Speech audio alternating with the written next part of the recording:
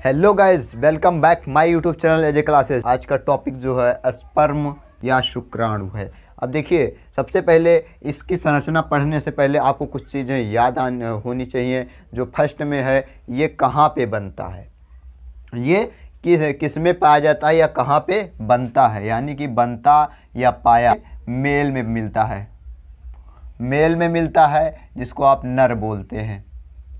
Okay guys, नर में मिलता है। अब बात आती है ये बनता कहाँ पे है। तो बनता कहाँ पे है उसको देख लेते हैं। ये बनता कहाँ पे है, ये वृषण में बनता है।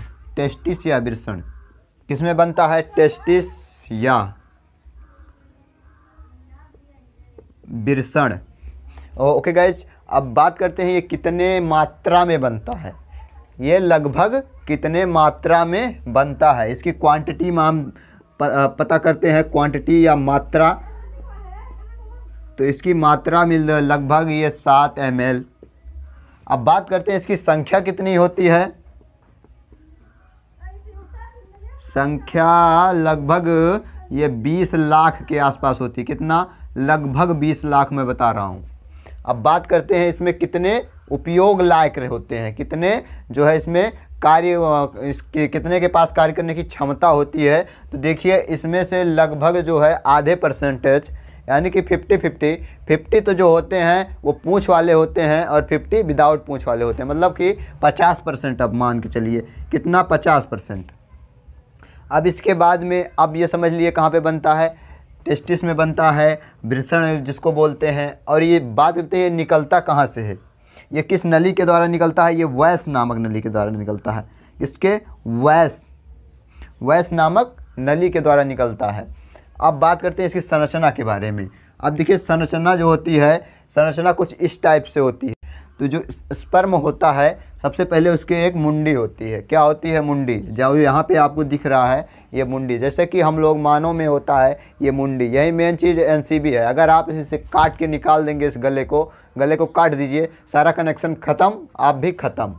आपका शरीर कोई काम लायक नहीं है अगर आप इसी मुंडी को काट के निकाल दीजिए, बस इतना सा भाग। इसीलिए जो है बाइक चलाते हो, गाड़ी चलाते हो, अगर 4 व्हीलर है तो सरकार बोलती है सीट बेल्ट लगाइए। अगर आप बाइक चला रहे हो तो हेलमेट लगाइए। हेलमेट लगाओगे, अब वो क्यों नहीं कहती पूरा शरीर को सुरक्षा कवच से ढक लीजिए, आप बढ़िया हेलमेट जैसा पूरा सुरक्षा कवच पहन लीजिए, आप फिर गाड़ी चलाइए।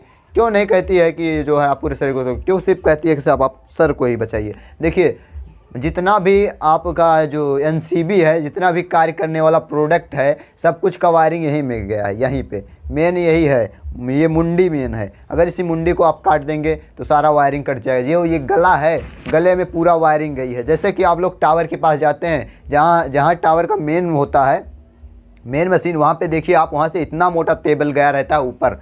अब वो अगर उसी केबल को आप काट देंगे, ना ये मशीन किसी कार्य के रह जाएगी, ना ऊपर जो टावर में लगे हुए हैं रेडिएशन छोड़ने वाले, वो किसी काम के रह जाएंगे। तो वहाँ पे आप मेन केबल ही काट दोगे तो कोई काम का नहीं रह जाएगा। तो सेम टू सेम इसमें होता है, ये होती है मुंडी। अब इसके बाद में इसको चलने के लिए पैर चाहिए, लेकिन इसके पास अगर पैर होगा तो चलेगा कैसे। इसके लिए यहाँ पे टेल दे दिया जाता है, टेल, पूँछ। जैसे कि मछली देखे हो, मछली किसकी सहायता से तैरती है, पूँछ की सहायता से। सेम टू सेम ये भी पूँछ की मतलब सहायता से तैरता है। ये पूँछ हो गया। इसके बाद में इसमें होता है, इसको किस चीज़ की ज़रूरत होती है कार्य करने के लिए या चलने के लिए, आगे बढ़ने के लिए, माइटोकॉन्ड्रिया। किस चीज़ की, माइटोकॉन्ड्रिया की ज़रूरत होती है। तो माइटोकॉन्ड्रिया भी इसमें रहता है। अब इसके बाद में इसमें तो कहीं ना कहीं मिडिल भाग होगा, जिसको बोलते हैं मिड पेंस। मिड पेंस मतलब ये बीच का भाग हो गया। ओके गाइज, अब इसके बाद में बात करते हैं अब मुंडी के बीच में हम क्या क्या चीज़ें होती हैं मुंडी में। मुंडी में होता है न्यूक्लियस। जो न्यूक्लियस होता है वही जो होता है पूरे संरचना को निर्धारित करता है, यानी कि पैतृक गुण को वही जो है परिवहन करता है। जैसे कि मान लीजिए किसी फादर है, कोई का पिताजी हैं जो छोटे हैं और उनका बाल बहुत झड़ रहा है, यानी कि बचपन से उनके पास सर पे बाल नहीं है, तो वो आगे चल के बच्चे पे ही वही होगा, क्योंकि वो उसका कद तो, अगर उसकी माँ, जो उसकी माँ है और उसका जो पिता है, पापा, जो उसकी पिता और माँ है, अगर मान लीजिए माँ बड़ी है और पिता छोटा है, तब जो बच्चा होगा माँ और पिता के बीच के एवरेज का होगा। ना वो पिता के साइज का होगा, ना वो माँ के साइज का होगा, वो बीच का होगा।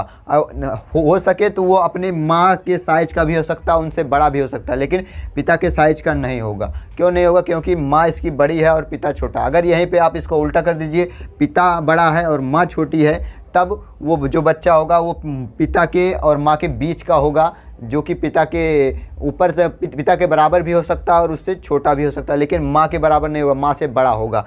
तो इसका जो निर्धारण करता है ये न्यूक्लियस निर्धारण करता है। क्यों?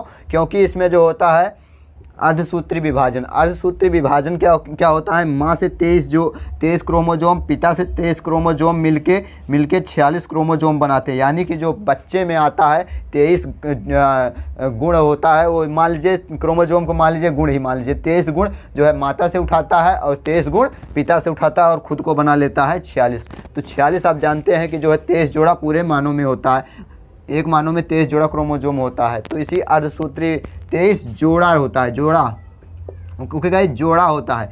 तो इसी तरीके से ये होता है बच्चे का निर्माण। तो बच्चा जो होता है इसीलिए जो है माँ पे नहीं जाता है, ना ही पिता पे जाता है, ये बीच का एवरेज ही रह जाता है।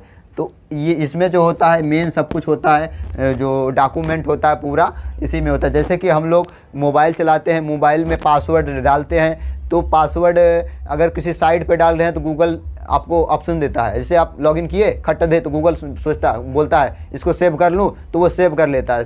अगर आप यस कर दिए सेव कर लेगा। अब जैसे आप फिर उसको लॉगिन करने के लिए कभी उस पर टच करोगे, तुरंत गूगल सजेस्ट करेगा ये पासवर्ड डाला था, उस पर टच कर दीजिए, आपको पासवर्ड डालने की जरूरत ही नहीं, खट दे लॉगिन हो जाएगा। तो वो गूगल क्या करता है, पासवर्ड को रख लेता है। सेम टू सेम ये न्यूक्लियस क्या करता है, आपके पूरे शरीर का सिस्टम इसी के पास होता है।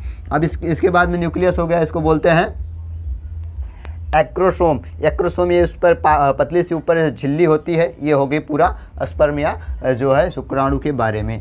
तो ओके गाइज, मैं आशा करता हूँ आपको ये वीडियो अच्छा लगा। वीडियो को लाइक कर दे, चैनल सब्सक्राइब, दोस्तों में शेयर। मिलते हैं नेक्स्ट वीडियो में नेक्स्ट टॉपिक के साथ। तब तक के लिए जय हिंद, जय भारत।